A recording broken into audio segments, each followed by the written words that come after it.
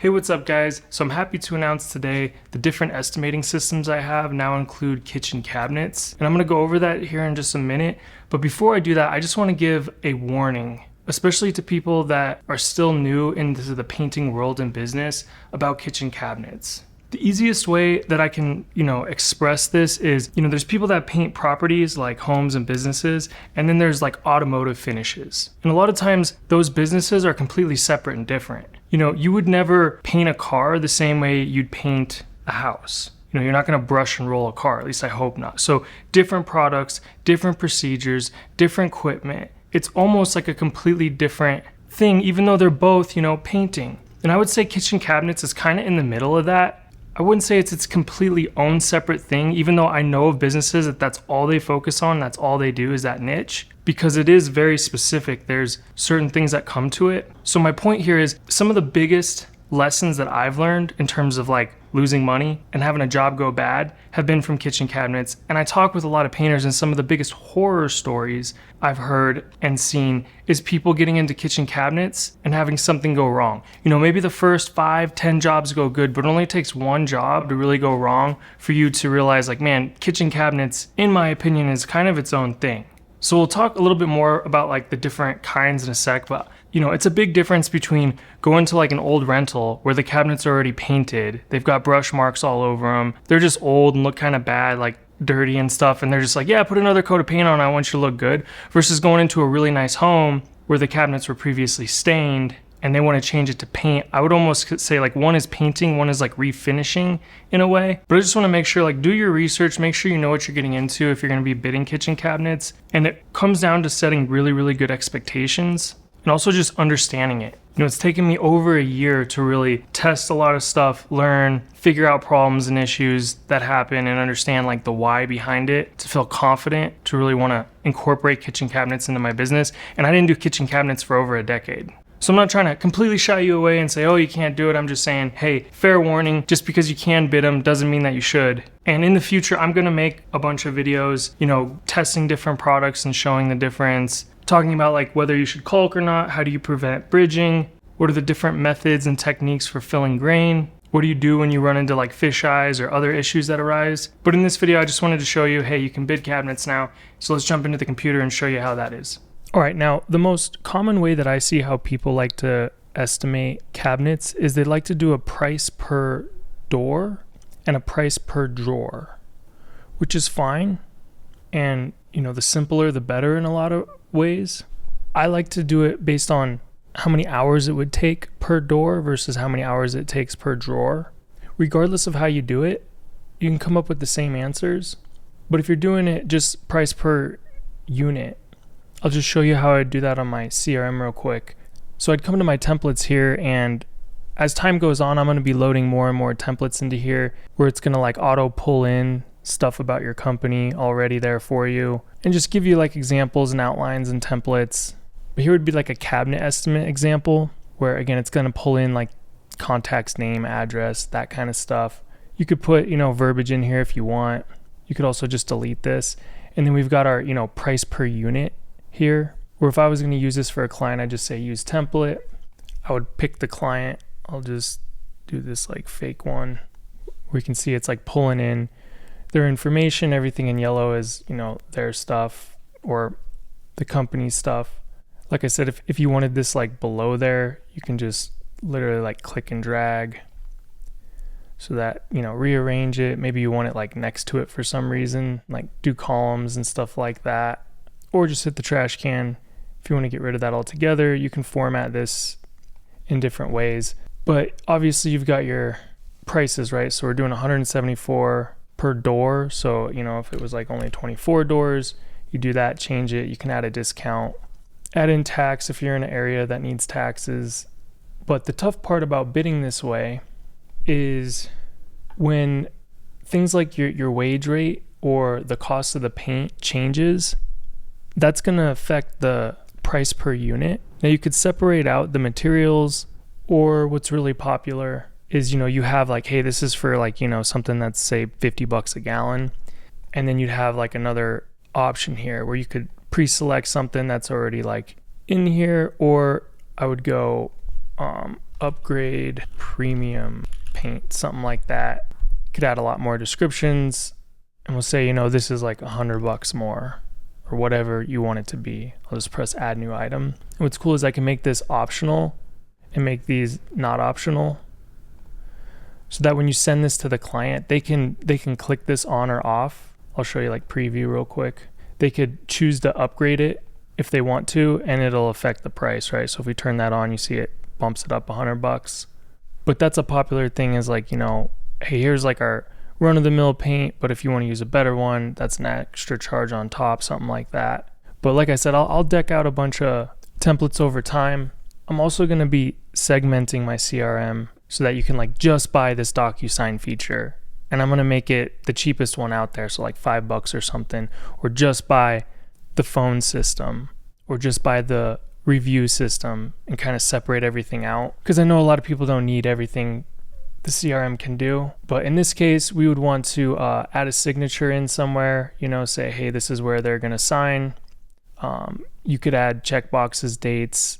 I definitely do like having options, which I'll show that in a different video, where like you could say, good, better, best, and stuff like that. Like I said, you can come in here, you could, change this to however you like it.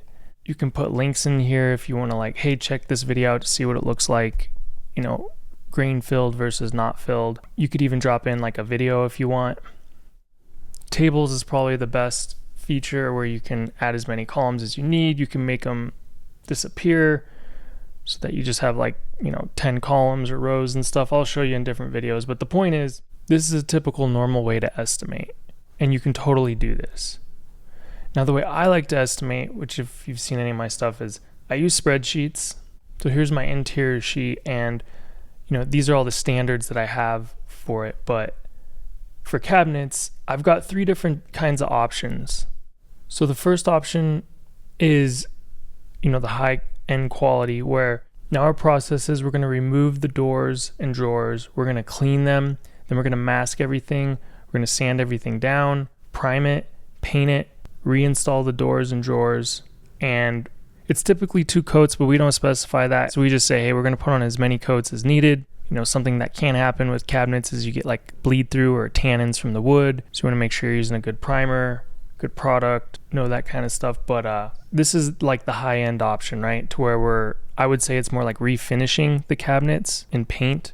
And then this next option is where it's pretty much the same process, except we're not going to spray. And by not spraying, it saves so much time when it comes to masking and painting. It also makes it more efficient, like 2 people can really be working on it, where when you do cabinets and you're spraying, there's a good section of time where really like you only need 1 person, especially if you're doing it on site. If you have a shop and you have multiple spray booths and places to dry them and stuff, it can be more efficient. But my point is, this is a lot less time, right? So we're saying, hey, it takes about 2.5 hours to do 1 door, both sides, when we're doing this. But if we're going to brush and roll, we save a ton of time. We can do that in like an hour and 40 minutes. And then the lower option here is where we're not going to prime it.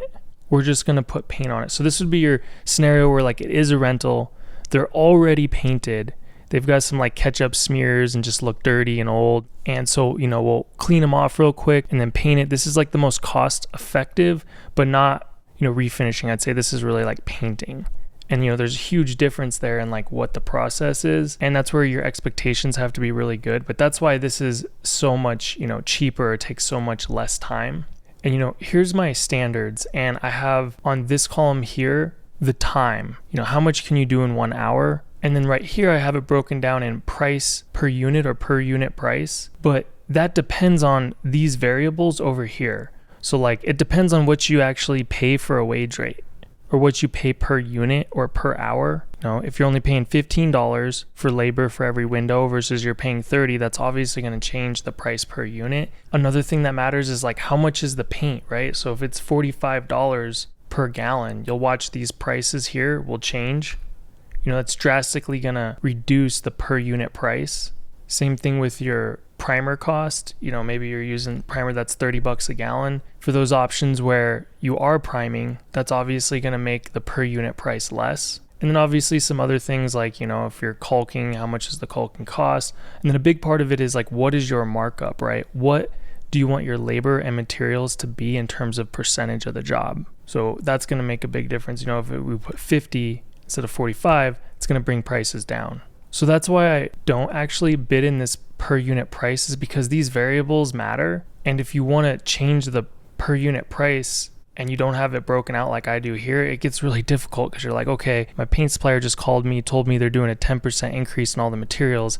How does that affect my per unit price? Or my labor burden just went up because whatever reason, doesn't matter, new taxes came out and stuff. So that's why in my estimate sheets, the way I like to do it is I like to figure out, okay, how much is the labor based on those inputs and the amount of time, how much is materials, how much is your overhead, all these different things that'll be separated out. So it makes it really easy to adjust pricing and have everything accounted for. You can have discounts included and add in extra time for setup and cleanup, that sort of thing. And then obviously with paint, if you're painting one cabinet door, you got to buy the material to do that. But you could paint a lot of cabinet doors with that same amount of material or paint. So it affects the price per unit and stuff. But the per unit pricing works, and really how you get to the number doesn't matter, and as long as you're accurate.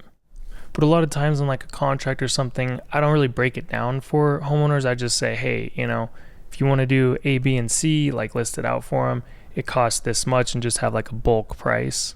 But let me show you how you would use my interior estimate sheet to figure out cabinets.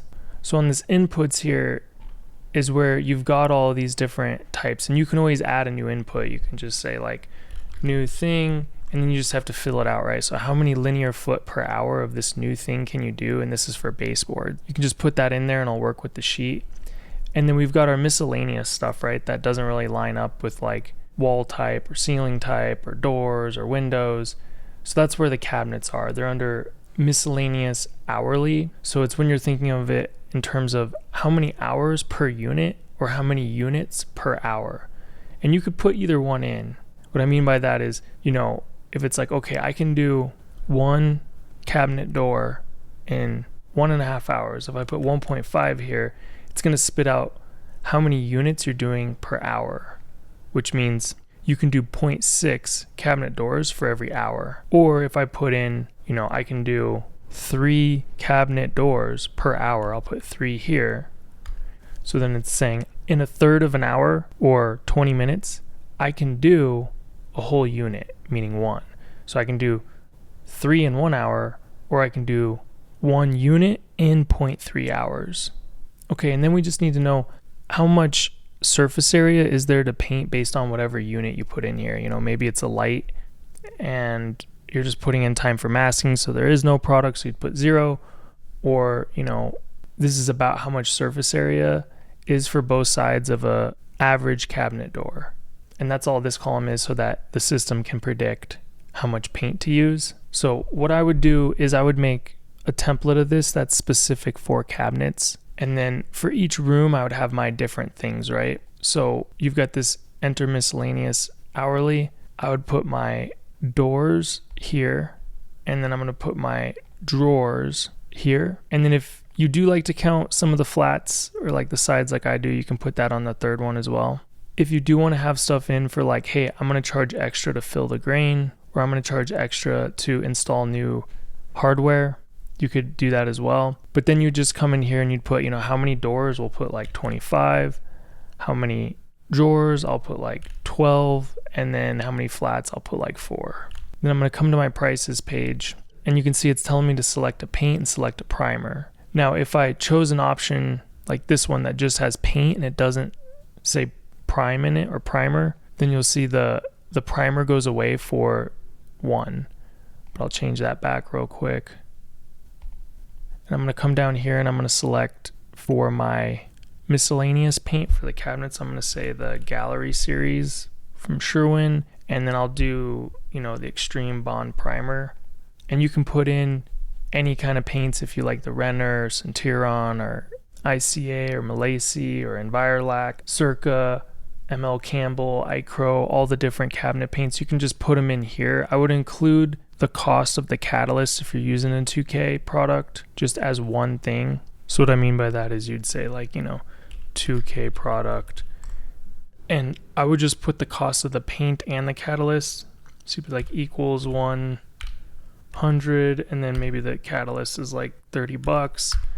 You'd put something like that, and then just the coverage rate. But then you can see it's figuring out a price for me. And then on the painter sheet, it's showing me the total hours based on the drawers, and the flats. It's showing me, you know, the paint, what that's going to cost. So it'll give me total hours, materials, and then what your labor is. Again, based on whatever inputs you have in here. But this all comes pre-configured with what most people are going to have if you just want to get up and running quickly. But that's how you get a price for cabinets. And you still could use these to do your other stuff. So like if we had 10-foot ceilings and it's 15 by 20, and then you just pick, you know, your wall type, say textured change colors, say the baseboards are going the same color. Come back to my prices. I would just have to select what paints I want for the wall, ceiling, and paint, and then you could turn these on if you wanted to include that in the total price. But you can see for my cabinets, this is the price. If I'm using paint, that's $45, primer, that's $30. I'm paying $25 an hour and I have a 15.6% labor burden. Let's say I'm paying $20 an hour. I've got no labor burden. You can see it drops my prices down to 106, 60, and 28. So if you're going to be bidding that way, you just want to make sure you have the right prices based on your inputs and that sort of thing.